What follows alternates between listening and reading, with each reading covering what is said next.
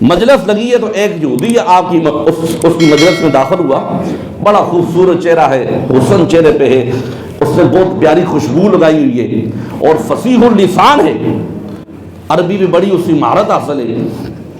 جب محمود الرشید کے دربار میں آیا نا تو محمود الرشید نے اس کو دیکھا، کتنا سونا چہرہ تیرا، اگر تم اسلام قبول کر لے، کیا اگر تم اسلام قبول کر لے؟ اس نے کہا نہیں، میں مطمئن نہیں ہوں، میں تم سے ٹائم لینے کے لیے آیا ہوں، لیکن میں اسلام قبول نہیں کروں گا۔ بڑا خوبصورت وہ یہودی تھا، حسن بھی تھا، فصیح اللسان بھی تھا۔ واپس چلا گیا۔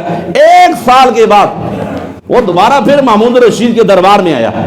جب دربار میں آیا تو اس نے اسلام قبول کر لیا تھا۔ کھڑا ہو کے وہ حدیث بھی بیان کر رہا ہے اور فقہ کے مسائل بھی بیان کر رہا ہے، قرآن کی آیت بھی پڑھ رہا ہے۔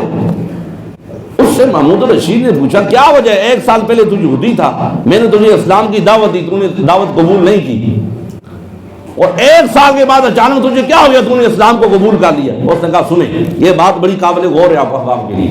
اس نے کہا یہاں سے جب میں گیا نا، میں بڑا خوش نفیس تھا، خوش خط، میرا رائٹنگ بہت زبردست میں لکھتا تھا، تو میں نے جا کے تورات کا بھی نسخہ لکھا، زبور کا بھی نسخہ لکھا، انجیل کا بھی نسخہ لکھا اور قرآن مجید کا۔ جب تورات کا نسخہ میں نے لکھا نا، اس کے اندر میں نے اپنی طرف سے آیتیں ڈال دی، زبور کا نسخہ لکھا، اس میں بھی میں نے اپنی طرف آیتیں ڈال دی، انجیل کا اس میں بھی اپنی طرف سے آیتیں ڈال دی، اور جب قرآن مجید کا نسخہ لکھا میں نے اس میں بھی اپنی طرف سے آیتیں ڈال دی۔ اب یہ نسخے میں نے اٹھائے، تورات، زبور، ساری جا کے میں نے یہود و نصارہ عیسائیوں کے اندر بیچنا شروع کر دیے۔ اب یہودی مجھ سے لیتے، وہ مجھے پیسے دیتے، میں انہیں کتاب دے دیتا، عیسائی مجھ سے اپنی کتاب لیتے، میں انہیں کتاب دیتا، وہ مجھ سے پیسے لے لیتے۔ اب جب قرآن مجید کی باری آئی نا، کیونکہ اس کے اندر بھی میں نے آیتیں اپنی طرف سے ڈالی ہوئی تھی، اور زبور اور انجیل کے اندر بھی آیتیں اپنی طرف سے ڈالی ہوئی تھی، تورات، زبور، انجیل سب نے لے لی۔ جب قرآن کی باری آئی، میں نے مسلمانوں کو قرآن دیا، انہوں نے کھول کے پڑھا، انہوں نے کہا یہ قرآن ہمارا نہیں ہے، اس کے اندر تم نے تبدیلی کی ہوئی ہے۔ کیا کی ہوئی ہے؟ اس نے کہا میں سمجھ گیا، یہ قرآن کوئی عام کتاب نہیں ہے، بلکہ اس کی حفاظت فرمانے والا کائنات کا رب خود فرما رہا ہے۔